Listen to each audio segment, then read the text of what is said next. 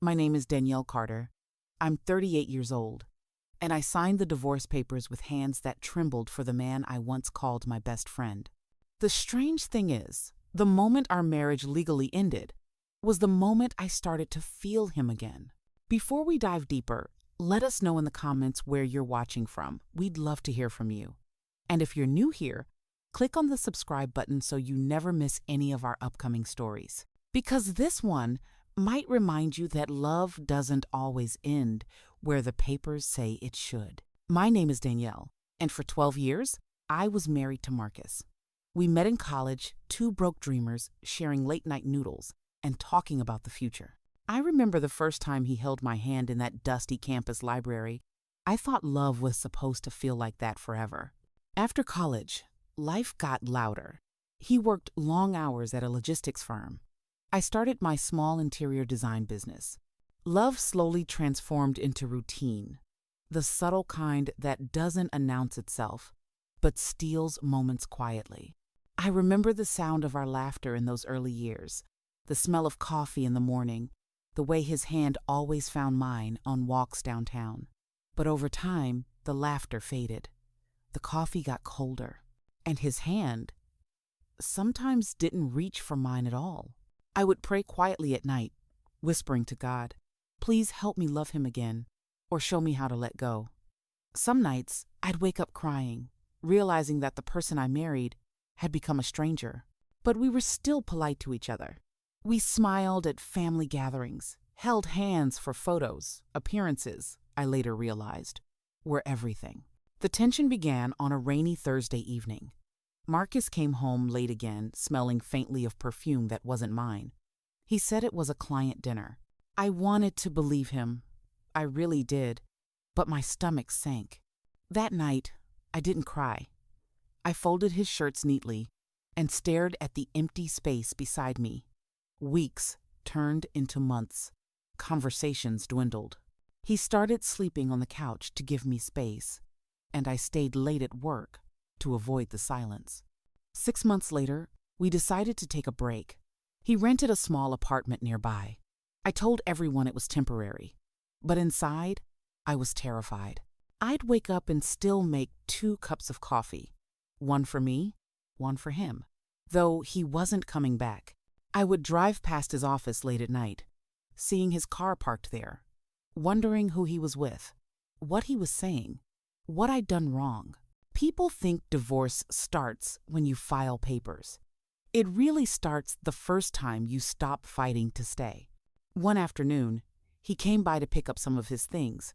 I tried to stay calm, but when I saw him holding our wedding photo, the one I had framed ourselves, the memory of that day almost destroyed me. We didn't argue. We just looked at each other like 2 people remembering a lifetime ago. That night, I prayed. I whispered, "God, I don't know how to fix this, but please guide me through." And somehow just saying it aloud made me feel a little less lost.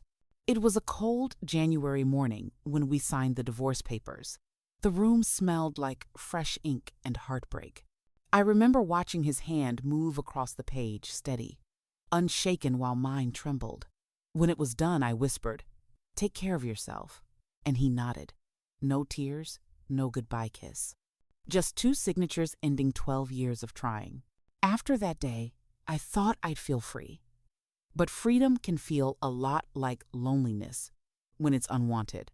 Weeks passed. Sleep became impossible. The bed felt too big. The silence too loud. I started volunteering at a youth art center, anything to keep busy. I prayed every morning, "God, show me the way. Heal this wound, even if it takes years." Then one afternoon, I got a call. It was Marcus. His mother had suffered a mild stroke. He said, "I know you don't owe me anything, but she keeps asking for you." I went. His mother smiled when she saw me, holding my hands tightly. "My favorite daughter-in-law," she whispered. I couldn't correct her. I just held her hand and silently thanked God for letting me be there. Sitting in her living room, I noticed Marcus. For the first time in months, we sat in the same space not as husband and wife, but as 2 people who once loved deeply. Something softened in his eyes that day. After his mom recovered, he began calling sometimes just to check in. We talked slowly at first, cautiously, but honestly, the walls between us started to crack, and I realized I still loved him. Not the old Marcus. Not the person I married 12 years ago, but him. The man we had both become. 3 months later, he showed up at my door with a small box. Inside was our wedding photo, repaired the frame I had broken in anger months ago. He said, "I thought maybe we could start as friends." We started meeting for coffee. We talked about our mistakes, our pride, the words we should have spoken. Sometimes we laughed. Sometimes I cried quietly at the table, grateful that God had given me grace. One rainy evening, walking to my car, he said softly, "Maybe love isn't about staying the same. Maybe it's about learning to fall in love again with the person we've become." I realized then that we never truly stopped loving each other.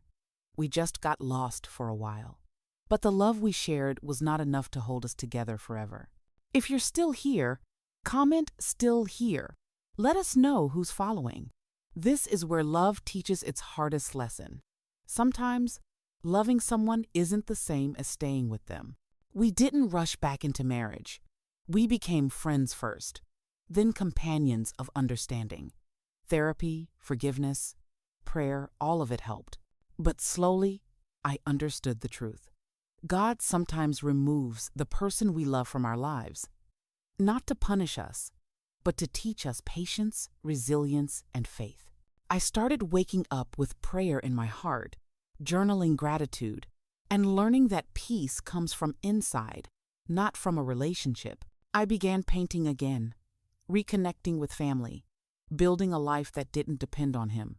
And one night, as I looked out at the city lights from my small apartment, I whispered, "Thank you, God, for showing me I can breathe on my own."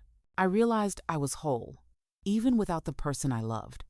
That is the gift of faith understanding, that closure and love can coexist, even if it's not the love story we expected. If you listened until the end, you should be able to answer this.